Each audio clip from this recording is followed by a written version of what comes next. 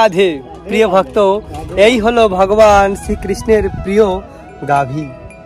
এই সুন্দর গাভীদের নিয়ে শ্যাম সুন্দর কৃষ্ণ বৃন্দাবনের অরণ্যে যেত গোচরণ লীলা করার জন্য। দেখুন কত সুন্দর ভগবান কৃষ্ণ পুরো দিন বৃন্দাবনের অরণ্যে অরণ্যে ঘুরে বেড়াতো। আর পরম পুরুষোত্তম হওয়া সত্ত্বেও ভগবান শ্রীকৃষ্ণ এরকম গাভীদের পালন করে। আজও কৃষ্ণ বৃন্দাবনে প্রতিদিন বনে গিয়ে গোচরণ লীলা করে। দেখুন কত সুন্দর, এত সুন্দর গাভীদের কে না প্রেম করবে, কত সুন্দর। আহা হা, গাইয়া গাইয়া হরে কৃষ্ণ।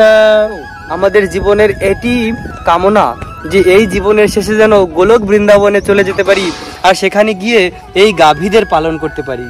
প্রিয় ভক্ত, এটি জীবনের অভিলাষ, জীবনের অন্তিমে ভগবানের নিত্যধাম গোলক বৃন্দাবন প্রাপ্ত হই এবং সেখানে গিয়ে ভগবানের সঙ্গে এই গোচরণ লীলা করতে পারি। রাধে রাধে। এই সেই নন্দগ্রাম, ভগবান শ্রীকৃষ্ণের নিত্যগ্রাম। আজ আমরা দর্শন করব যশোদা মায়ের ভবন, যে ভবনে যশোদা মা থাকতেন। আমরা এর আগে নন্দগ্রামের নন্দ ভবনকে দর্শন করেছি, কিন্তু যশোদা ভবনকে কখনোই দর্শন করিনি। এই প্রথমবারের মতন আমরা দর্শন করতে যাচ্ছি যশোদা ভবন, যে যশোদা ভবনে আজও রয়েছে সেই 5000 বছর পুরানো দুর্লভ দর্শন, সেই দাপর যুগের দুর্লভ দর্শন আজও রয়েছে এই যশোদা ভবনে। এই যশোদা ভবনে পরম পুরুষোত্তম ভগবান শ্রীকৃষ্ণের মা যশোদা মা থাকতেন এবং সেই যে এক একটি লীলার চিহ্ন, এক একটি লীলা স্থল এই স্থানে রয়েছে। তো আজ আমরা ঘুরে ঘুরে দর্শন করব এই যশোদা ভবনকে। এই সেই 5000 বছর পুরানো যশোদা ভবন। এই ভবনেই যশোদা মা থাকতেন এবং অনেক দুর্লভ দর্শন এই স্থানে রয়েছে। প্রিয় ভক্ত, আজকের ভিডিও খুব গুরুত্বপূর্ণ হতে যাচ্ছে। ভিডিওর শেষ পর্যন্ত জুড়ে থাকুন, অনেক দুর্লভ দর্শন রয়েছে এই স্থানে।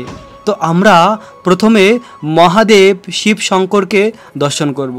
মহাদেব শিব শঙ্কর ভগবানের ধামকে রক্ষা করে।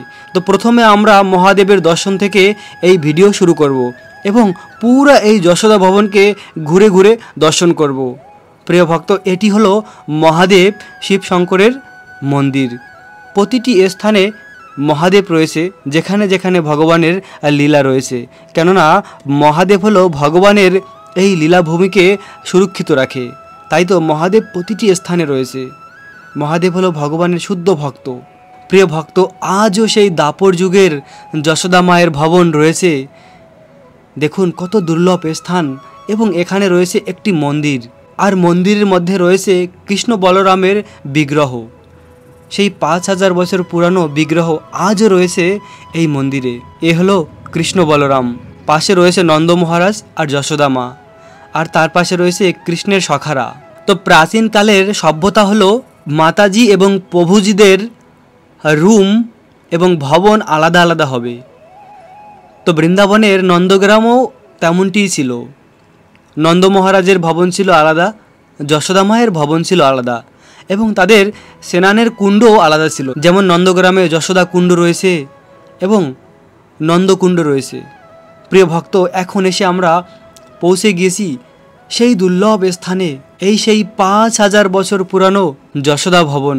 এই দুর্লভ স্থানটিকে দর্শন করলেই অনুভব করা যায় যে এই স্থানটি কত হাজার হাজার বছর পুরানো। আহা হা, দেখে যেন নয়ন জুড়িয়ে যায় এই দুর্লভ যশোদা মায়ের ভবন। তো এক মাতাজি, এখানকার ব্রজবাসী, তিনি আমাকে এখানকার আরও অনেক লীলা কথাও বলল, যে এখানে আজও রয়েছে সেই চৈতন্য মহাপ্রভুর নিজ হাতে বানানো একটি পাথর। সেই পাথরে চৈতন্য মহাপ্রভু সংস্কৃতি ভাষায় শ্লোক লিখেছিল, আজও রয়েছে। তো এরকম দুর্লভ আরও অনেক দর্শন রয়েছে। তো এক এক করে আমরা প্রতিটি লীলাস্থলকে দর্শন করব। প্রিয় ভক্ত, এই সেই দাপর যুগের যশোদা মায়ের ঘর, আর পাশে রয়েছে গাভীদের গোশালা। যখন এই নন্দগ্রামে ভগবান কৃষ্ণ থাকতেন, তো নন্দ মহারাজের 9 লক্ষ গাভী ছিল। তার মধ্যে কিছু গাভী ছিল খুব স্পেশাল। কিছু স্পেশাল গাভীর দুধ দিয়ে যশোদা মা কৃষ্ণের জন্য ননি মাখন বানাতো।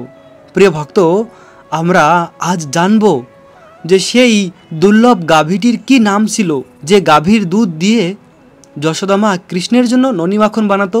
শাস্ত্রে বর্ণনা রয়েছে সেই দুর্লভ গাভীটির নাম হলো গৌরী। গৌরী নামে একটি অদ্ভুত গাভী ছিল।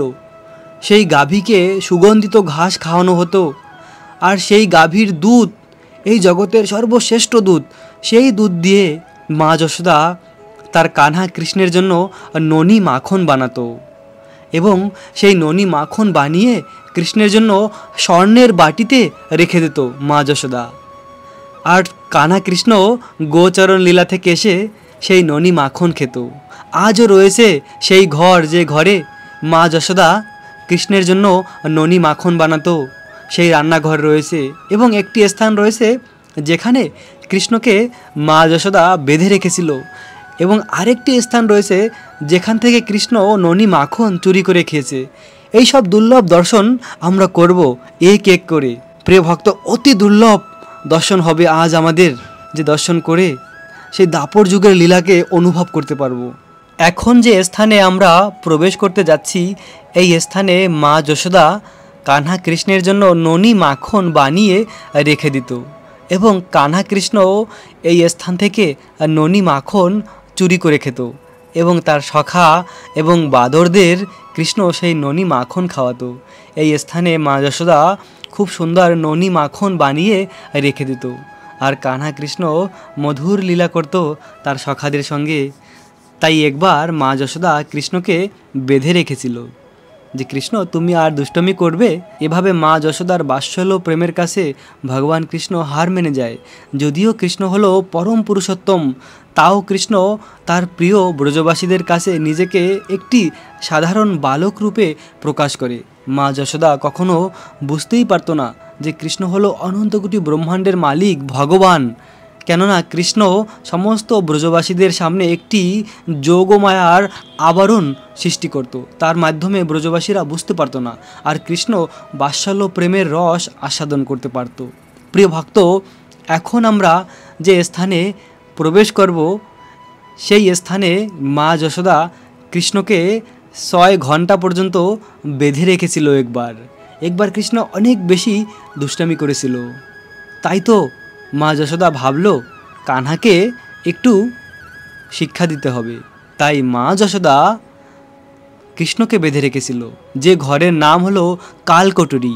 আজও রয়েছে সেই কালকটুরি ঘর। প্রিয় ভক্ত, এই সেই কালকটুরি ঘর, এই স্থানেই মা যশোদা শ্রীকৃষ্ণকে বেঁধে রেখেছিল 6 ঘন্টা পর্যন্ত।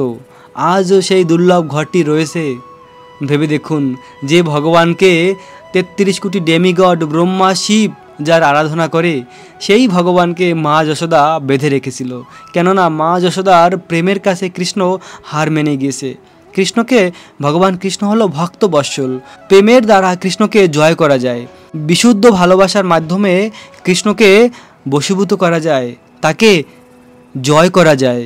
আর কোনোভাবেই কৃষ্ণকে জয় করা যায় না। তাই আমরা যদি কৃষ্ণকে ভালোবাসি, তাহলে কৃষ্ণকে জয় করতে পারি। এখন যে স্থানে আমরা প্রবেশ করেছি, প্রিয় ভক্ত, এটি ছিল মা যশোদার রান্নার ঘর। এই সেই যশোদা মায়ের দুর্লভ রান্নার ঘর। এই স্থানেই মা যশোদা শ্যাম সুন্দর কৃষ্ণের জন্য রান্না করত। মা যশোদার একটিই মাত্র কাজ ছিল, তার কানহা কৃষ্ণকে কিভাবে আনন্দ প্রদান করবে। যদিও যশোদা মায়ের কাছে অনেক দাসী ছিল, কিন্তু তাও যশোদা মা নিজের হাতে তার কানহার জন্য ননি মাখন বানাতো। কেননা মা যশোদার প্রেম হলো সবথেকে উন্নত। দেখুন প্রিয় ভক্ত, সেই দাপর যুগের রান্নাঘরটি আজও রয়েছে। এই ঘরেই মা যশোদা রান্না করতেন, আর সেই চিহ্নগুলি এখন রয়েছে। কানহার জন্য এভাবে প্রেম ভরে মা যশোদা রান্না করত। তো মা যশোদা বার্সনা থেকে শ্রীমতী রাধারানীকেও ডেকে নিয়ে আসতো কৃষ্ণের জন্য রান্না করার জন্য। কেননা রাধারানী দুর্বাসা মুনির থেকে বরদান পেয়েছিল যে রাধারানীর হাতের রান্না হবে সবথেকে সুস্বাদু, এবং রাধারানীর হাতের রান্না যে খাবে সে দীর্ঘ আয়ু প্রাপ্ত হবে। তাই তো মা যশোদা ভাবত যে আমি রাধাকে ডেকে নিয়ে আসব কৃষ্ণের জন্য রান্না করার জন্য। আর রাধারানী তো এই জগতের সর্বশ্রেষ্ঠ ভক্ত, সে তো সবসময় চাইতো যে কখন আমার প্রাণনাথ শ্যামসুন্দরের সেবা আমার প্রাপ্ত হবে। দেখুন প্রিয় ভক্ত, এই ঘরটি, এই স্থানটি দেখেই বোঝা যাচ্ছে যে হাজার হাজার বছর পুরানো এই স্থান। তো রাধারানী এভাবে তার প্রিয় কৃষ্ণের সেবা করত। এই স্থানে কৃষ্ণের জন্য রান্না করত, মা যশোদা কৃষ্ণের জন্য রান্না করত। এখন আমরা পরিক্রমা মার্গ দিয়ে যাচ্ছি সেই দুর্লভ স্থানে, যে স্থানে চৈতন্য মহাপ্রভুর হাতের লেখা একটি পাথর রয়েছে। প্রিয় ভক্ত, চৈতন্য মহাপ্রভু স্বয়ং কৃষ্ণ এই বৃন্দাবনে তিনি কৃষ্ণরূপে লীলা করেছে, আর নবদ্বীপ ধামে তিনি চৈতন্য মহাপ্রভু রূপে অবতীর্ণ হয়েছে। তিনি যখন বৃন্দাবনে এসেছিলেন তখন অনেক লুপ্ত তীর্থস্থানকে তিনি পুনর্প্রকাশিত করেছে। এই সেই চৈতন্য মহাপ্রভুর নিজের হাতের লেখা একটি সাংস্কৃতিক ভাষায় শ্লোক।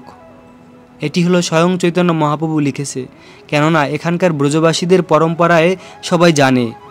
এখানকার এক ব্রজবাসী আমাকে বলল যে এটি স্বয়ং চৈতন্য মহাপ্রভু লিখে গিয়েছিল, কেননা তিনি তার পিতার থেকে শুনেছে, আর তিনি তার পিতার থেকে শুনেছে। এইভাবে এই পাথরটিকে সুরক্ষিত রাখা হয়েছে।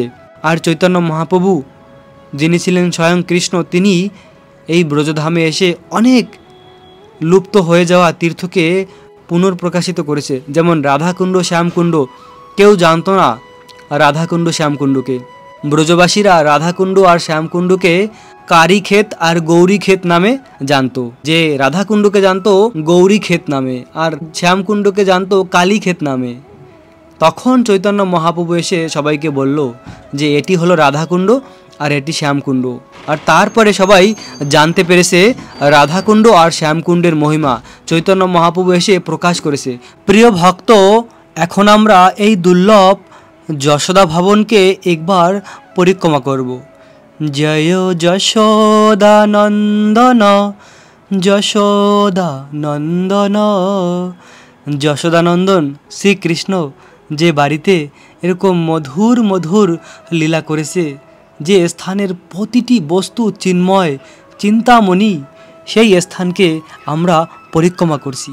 যে ভবনে স্বয়ং যশোদা মা শ্যামসুন্দর কৃষ্ণের জন্য ননি মাখন বানাতো এবং কৃষ্ণের সেবা করেছে, সেই দুর্লভ বাড়িটিকে আমরা পরিক্রমা করলাম।